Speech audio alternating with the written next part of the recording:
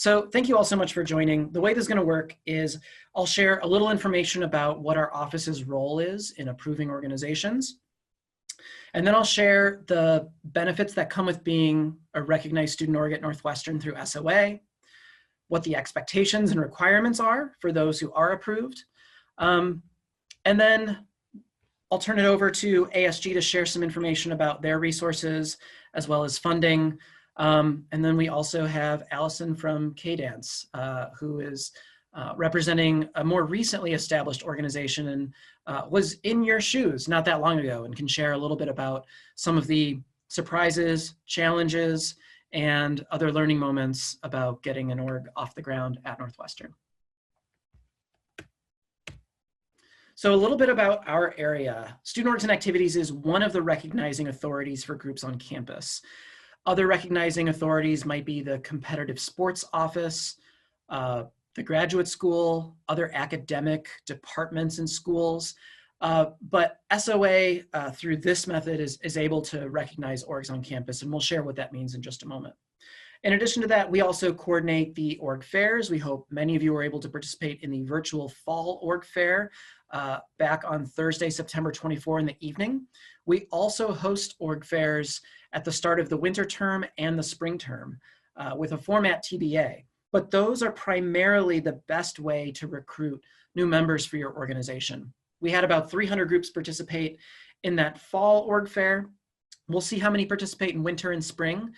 Usually fall is the biggest one, but we still see over 500 students attend the winter fair. And last year was the first time we offered a spring fair. And so, any feedback on how to make our fair a better experience for folks on your side of the Zoom chat, as well as those interested in joining, we're always open to that feedback. We also manage something called the Student Activities Assistance Fund, or SAAF. And we always spread the word about this because whether your org is affiliated with maybe a national organization that has dues, or maybe you're looking to start an organization where members might be expected to purchase their own equipment to participate in something, the SAAF is there for students with financial need to cover those costs. And we had about 700 students get SAAF awards for everything from fraternity and sorority dues to equipment to participate in a sports club, to apparel or costumes for dance performing arts groups. So there's a lot of categories, and the idea is that we don't want any sort of personal expense to be a barrier to getting involved in an organization at Northwestern. More information about that on the SOA website. We also manage a few different student org grants, and these grants are often critical to new organizations that rely on some funding to get started. Because new organizations are not otherwise guaranteed any funding once they are approved. And then we also maintain the standards for the student org community.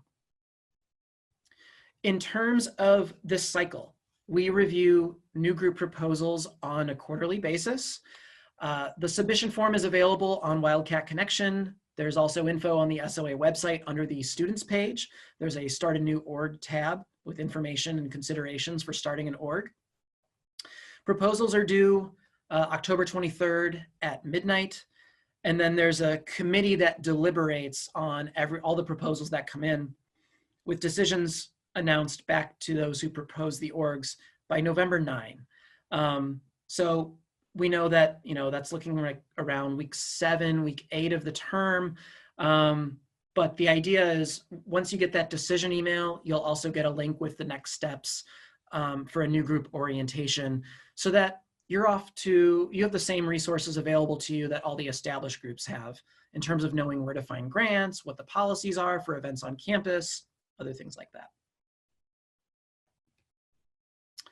So after the committee deliberates and those approvals are sent out to groups that are approved, we will enroll reps from your group in new org orientation on Canvas. Right now, there's 5 different topics: events and event planning, funding and fundraising policies, general student org administration, marketing and recruitment policies and resources, and communications and advertising.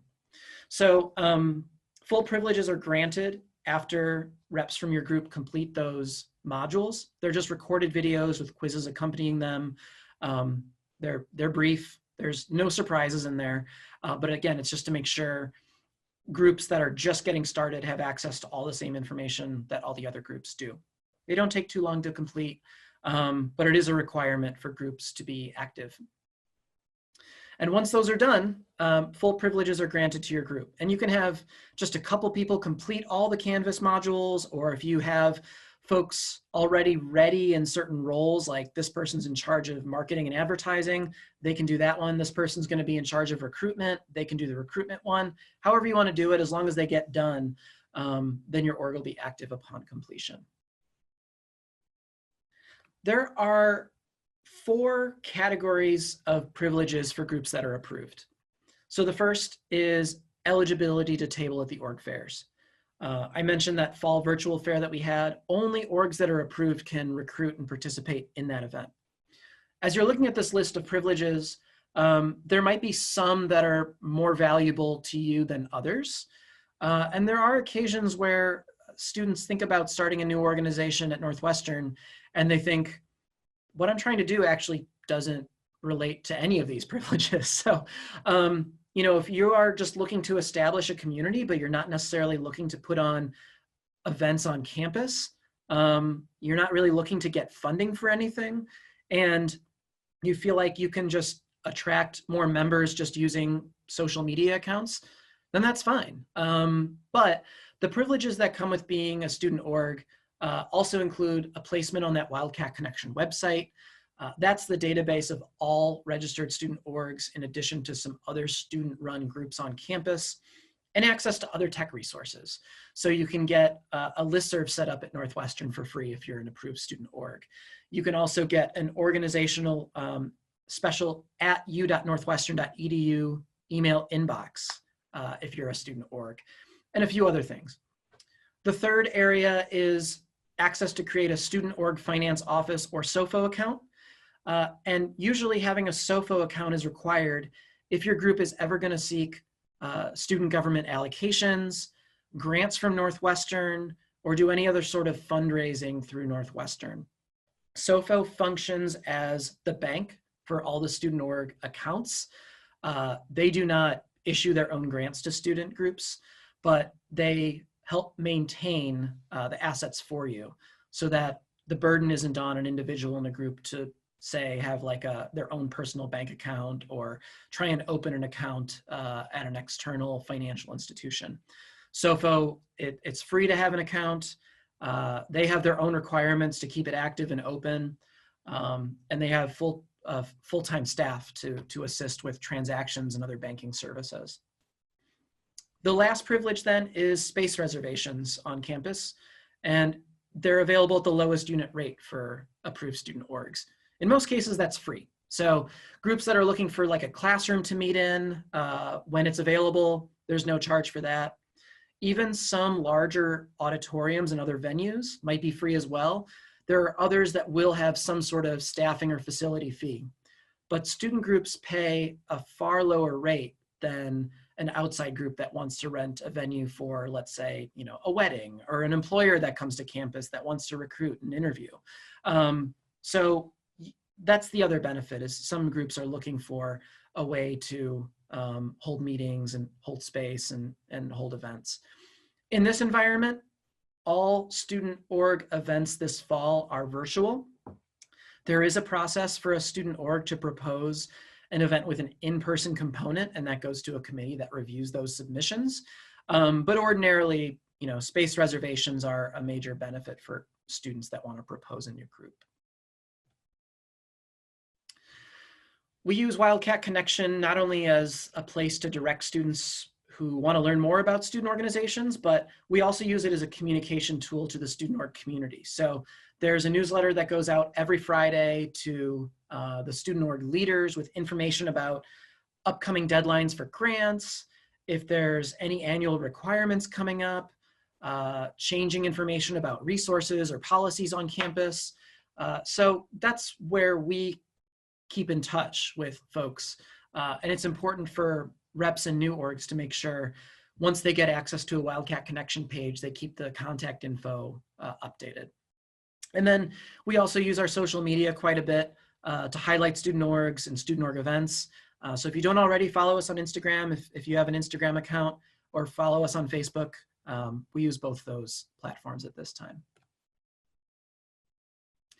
And then once you're approved, to maintain recognized status, there's really only a couple annual requirements that our office asks for.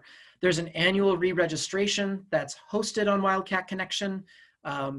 We just make sure that the org still has the minimum number of members they need, that they have an advisor lined up for the upcoming year, and then incoming officer education. And in the last couple of years, it's been a very similar repeat of those Canvas modules you do as a new organization, but it's just a university requirement to keep the group compliant with university policies. I also mentioned here that SOFO has some of their own annual requirements. So they require groups to have officers sign in and out of the account as folks transition between roles. They also ask groups to reconcile their accounts, which is basically running a ledger, just kind of making sure all the expenses are accounted for and accurate. And they may have training for new officers, so they're aware of SOFO's financial policies. But they manage all their own requirements. I include that in there just in case, you know, that we don't want to miss anything. Okay, and so now we're going to talk a little bit about the application process. So Ika, feel free to chime in here with anything you'd like to add. And these are just some themes of groups that have been most likely to get approved by the committee in the last few years. Some of these topics are, you know, groups that don't have dues for a member to join. They aren't exclusive. They aren't selective. They don't have like a interview and application process just to be a general member. Those type of methods are appropriate for selecting folks for like specific exec roles. And then, you know, is it a reasonable group? You know, if you're going to be using facilities or resources on campus, have you already communicated with the appropriate office to make an arrangement for that, or is it just a hope? Let's see, anything on this screen you'd like to highlight in particular, Ika? Yes, so for this, we also want, you know, the uniqueness part is kind of obvious. We do want like the new organization here to be a unique thing that is meeting some need on campus that has not been met yet. And for the sustainability part, considering the very special circumstances of recent situations, we do hope that, you know, the groups that are applying this quarter, especially, is ready to start your organization virtually or like in a very special COVID circumstances. And if you don't see yourself starting right away, it's okay to apply in later quarters or next year. So, but for this quarter, we'll be specifically looking for that in your application. So keep in mind, yeah.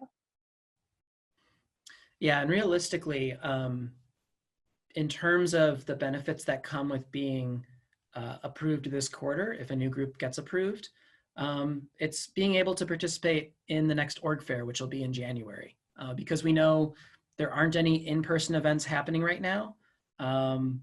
You know, all events are virtual. And so, you know, if you're kind of learning more about this for the first time, we do review these each quarter too, if fall isn't the best time for you to apply. All right, and I'm going to turn it over to Paula, one of the co-chairs from ASG's Student Activities Finance Committee, to share a little bit about funding and particularly ASG funding. Thanks, Joe. So yeah, I'm co-chair. My other co-chair couldn't be here today, but I do want to talk about like SAFC and what we do. So we're a committee within ASG, and if anyone's like paid tuition, you'll see on your tuition bill there is an ASG activity fee. So Northwestern like pools all of that together, and that's actually allocated towards the SAFC, and we're in charge of budgeting that out and allocating that to all of the student groups who apply to us for requests for their events. So we hold quarterly funding cycles, and then that's where groups are able to apply, and we're able to fund some of these events that you've seen on campus. And yeah, so what we do as well is there is kind of like a little bit of a process to become an SAFC recognized group. So step one is to be SOA approved. So if you're here, you're getting there soon. So we also look for a requirement that's about 1 year, just because that shows us like the sustainability of a group. Since, you know, this is student tuition money, that's important for us that, you know, we're funding groups who are sustainable, will be holding events and just won't use the money for 1 quarter, and then sometimes groups eventually, you know, phase out. And then once you do meet those like 2 requirements, then there's an application, the art committee reviews it, and then we will get back to you on that, and then eventually you'll be able to start participating in our funding cycles. You know, once you get into the SAFC, you'll learn about all of kind of like our guidelines on funding. So we specifically fund events in which they're open to the student body, things like that. There's also rules on like food. We're not going to fund you like donuts during your meeting, but we'll fund you food if it's integral to your event. So there's certain guidelines like that.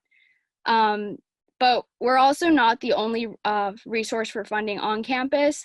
SOA has lots of grants. ASG itself has lots of grants and opportunities for funding. SAFC is just one of them. Mm-hmm.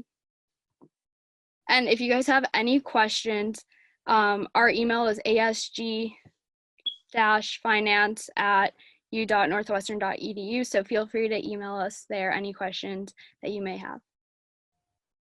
Thanks, Paula. Do you mind adding that email address to the chat window as well? Yep, we'll do that now. Yeah, Paula and Andy have done a stellar job in this environment of communicating with orgs about funding rules and deadlines, and you know, it's a lot of challenging work to kind of make sure the funding is all held to a standard and still support student organizations with hosting events virtually and in a hybrid format. With that, I'll turn it over to Allison from KDance to share a bit about that group's story and how they got started. And Allison, feel free to direct me when you'd like me to advance any visuals. Great, thank you, Joe. So yeah, the club that I'm talking about is called KDance. We are a K-pop dance group on campus. Basically, we cover the same like K-pop songs, choreographies, and we also host like open workshops that are open to everyone. We host auditions for more serious teams that go on to perform or to film a video. And we also try to host some more like fun social events. Obviously this was before COVID, so we would have like food, like boba socials. We also tried to have some more like in-person dancing sort of events. So yeah, next slide. Yeah, so basically, why did we decide to, you know, start this group? So basically, me and my co-founder, Zan, we were both freshmen who had interest in K-pop, and we were looking for a community on campus to kind of help support and facilitate that, but we found that there was no community. So we were like, hey, maybe we should just, you know, create this community for ourselves and for the other people who might be interested too. And so for me personally, it was more of an interest in the dance aspect of K-pop. We have a lot of other super amazing dance groups on campus, but for K-pop specifically, there was not any. I know that there used to be one, but then when we came in, there was no longer a K-pop dance group. And I know that many other colleges have K-pop dance groups that are really huge in their groups. So as a freshman, I was looking for that and I couldn't find it. And so when I knew that Zan also had an interest in starting like a K-pop centric group, I thought it would be kind of perfect just to suit our personal interests. And so after that, we wanted to just make sure that that there was like actual interest about this club other than us and the general student body. So we went around this by creating a Google form, like a simple survey, and this photo attached is just the basic demographics of the people that we surveyed. Obviously, as 2 freshmen, we reached more freshmen than other grades, but we tried to do the best that we could in reaching the other grade levels, just to make sure that it wasn't just like super biased toward freshmen. But based on the surveys and everything, we found that yes, like people had interest in this and that people would be interested in joining, coming to our events, leading events even. And so we decided to go for it. And so before we actually applied officially to be a club, we actually ran our club for a whole quarter kind of unofficially, just to make sure that everything was okay. And in that first quarter, we saw tremendous growth. We were able to actually perform on stage already. And then we also hosted dance workshops and like led rehearsals and everything. So after that quarter, we were sure like this would be set as an official club. So that's when we went on to apply. And so spring quarter was our first official quarter. Yeah, so obviously as starting a club, there's a lot of challenges. And so what was our biggest challenge? Next slide. And yeah, so the short answer is that everything kind of was a challenge just going through. Kind of as long as you take it step by step, it's not as scary, but these are just some of the things that we had to start with. Many of the things in the beginning of the list are more admin based and more applicable to when you first start your club. So for us, we had to start just by recruiting people. We had to recruit people to form our executive board. We had to find an advisor. You have to apply. In order to apply, you have to have an advisor for your club. We also had to find our members, obviously. So those three were our first tasks. And for exec, we just kind of created applications for different positions that we thought we would need, and we sent them out to the student body, and through word of mouth was also how we got it. For finding an advisor for our club specifically, we were thinking that maybe a Korean professor would be just more relevant to our club. And so we asked our friends like, hey, do you know any Korean professors who might be interested in this? And then we just emailed them and kind of asked them, and that's how we found our advisor. As for the members, it was the same as, you know, just like social media, Facebook, email, word of mouth was huge in the beginning. Just like reaching out to your friends or telling them to spread the word about it was super helpful. And so after that, once you apply and you start to, you know, be an official club, some of the other challenges that we had were learning to manage the listserv. There are some like more technical logistical things related to the listserv that might be helpful. We also had to get set up with SOFO, do SOFO training. That was also super quick, not that complicated at all.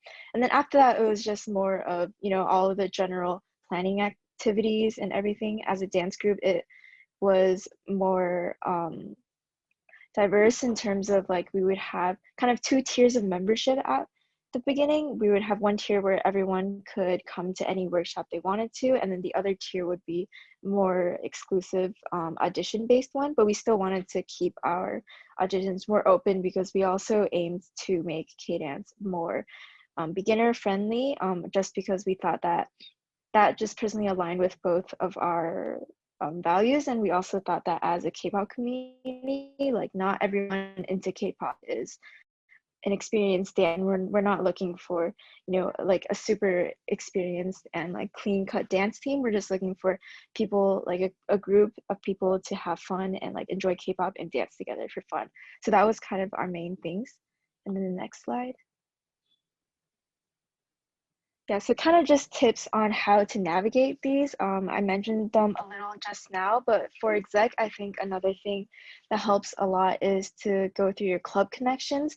If you're in any other student groups on campus, you can ask within your groups, like if anyone is interested, and for them to spread the word as well.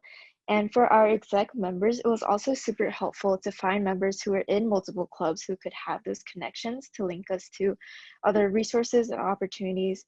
For example, our first performance was on CISA's Lunar New Year show, and that was because we had members who were part of that group, or we knew people who were part of that group that reached out to us, saying, hey, they're putting on a show, like they would appreciate performances, and they asked us, and that was how we first got on stage, even though we weren't even an official club yet, so that was pretty great. Other connections, I think, also tied to performance for us. I'm personally also in CSA, and so CSA and Task are the groups that help coordinate Celebrasia, which is their annual big show in winter quarter. And because I was part of that group, I knew the people who were putting on Celebrasia, so I could also, it was also easier for me to reach out to ask for that performance opportunity. So yeah, I think connections, especially among other clubs, is super important. And for finding members, I think advertising is a huge thing. I guess it's pretty different now in the age of COVID. So I think advertising might focus a lot more on social media, probably Instagram, and also just email and word of mouth. But for us, and maybe this is something for you all to consider when we're like a little bit more on campus, is that having physical flyers all around the campus really helped us get new members and just people to recognize this. So I think that social media is kind of the virtual way to do physical flyers, obviously. So that might be something to think about. As for setting up execs, something that was an issue for us was to consider like what exact positions did we need and want, and how many people would we have. Honestly, even right now, we're still a little low on exec members. It's just been a little harder to find people who are like super dedicated to it, but it definitely helps to build up like a strong group of people who like you're all comfortable working with. And obviously you can start small and expand later, like there's no rush at all. For connecting with members, we just really wanted to make sure that what we were doing and hosting was what our members really wanted, because obviously your members are what you want to gear towards. So for us, we send out like feedback forms, or we would just verbally ask some of the members we knew to give us advice on what we need. And so I think that's really helpful for in the beginning too, when you're setting up your club, just to check that what you're creating is not just for you, but for people in the general student body as well. Yeah, next slide. Yeah, so kind of just a little bit more about how you can succeed. I honestly think that KDance's progress was pretty unexpected for me. Just like having all the opportunities to have performances and to lead so many workshops and such. Next slide. But yeah, I think honestly, the key lesson I've learned, as I said already, is that connections and networking is so, so important. Without those connections, like our performances would not happen. Workshops would probably have way less attendance, because our first few attendees who came to our dance workshops were all like our friends, you know? And so with our friends, they'll tell their friends, and then like people will start hearing about our club more and more, and that's how we slowly brought up our like base. So connections, using your connections and any resources you have is super important. This also includes any connections that might relate to outside of Northwestern ones. If it's like in the general Chicago area, if there are any like virtual events or other groups that you could like collaborate with, I feel like that would be also super helpful. Another thing is just looking at example. I think for KDance, since we're specifically a dance club, we had to set up a lot of like very dance-based activities that we weren't really sure how to do. But because we had members in Refresh, Fusion, the like other dance groups on campus, it was really easy for us to just model how we did it based on how the other groups did it and how we saw worked for them and what didn't work for them. And I also try to model some things off of other K-pop dance groups on different college campuses.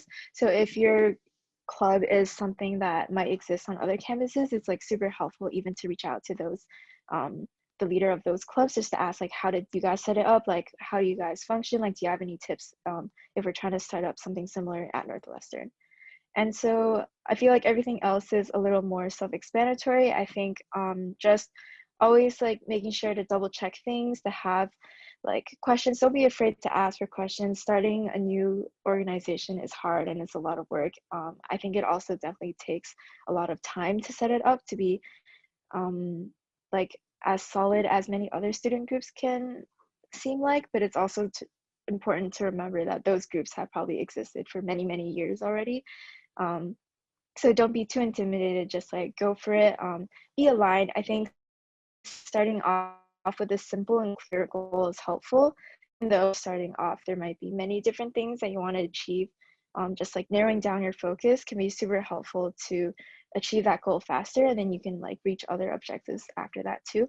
And just to make sure that you set the time and dedication to starting a club, it definitely is a lot of work, but it can also be super fulfilling, obviously, if it's what you're interested in, which I'm assuming it is for all of you. Otherwise you probably wouldn't want to start it. But just, yeah, it's like a cool learning progress. I think, I don't know, like have fun with it, but also work hard, just find that great balance. Yeah, I think you guys will do great. That's all for me.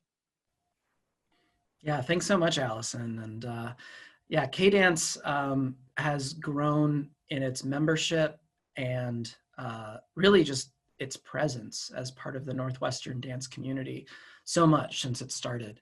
I can share, I remember being with the ASG committee when this submission was reviewed. And even though there are quite a few performing dance groups at Northwestern, our committee was like, we'll give them a shot. Like, we know we don't have any control over the hours in the day as it comes to like dance practice facilities on campus. And it's going to be a hard time to like find a place to rehearse or practice. But we're not going to be the committee that just says like, that's a reason to not approve this group. So we're so pleased that the group has made so many great strides since it started. And as Allison said, it is a lot of work. You know, it's a lot of work to find people to join. You know, some folks submit an idea and they've already had like months of talking about it with other people that want to get involved. Some submissions come in where it's just like one person that recruited 4 or 5 people to sign off as members, and they're hoping to grow from there. We see all sorts of stories and outcomes through this process. 2 things I want to share though is, one, we are going to be working more closely with and supporting new groups that are approved than ever before. We'll be setting up kind of like a guiding curriculum for groups to follow with a timeline that works for you, and almost like different milestones to make sure that, you know, you're signing up for and participating in our next org fair. You're comfortable with the format of it and have almost like a mini presentation or pitch. You know, you've done a little bit of marketing and advertising to get the word out there, because it is a lot of work. But when you start breaking it down into like, I just want to accomplish this one thing this week, and now I have someone else who can help out with this other project, it really grows from there instead of getting approved and then feeling like, okay, there's a long list of things to get done to make this a reality. So with that, I believe that wraps up the visuals for our session. And we can open it up to any questions folks have about the application process, benefits, expectations. If they want to hear anything more from Allison about the experience of starting a new org, or really anything else on this topic, please go ahead and use the hand raise feature, and we'll do our best to try and moderate with any questions.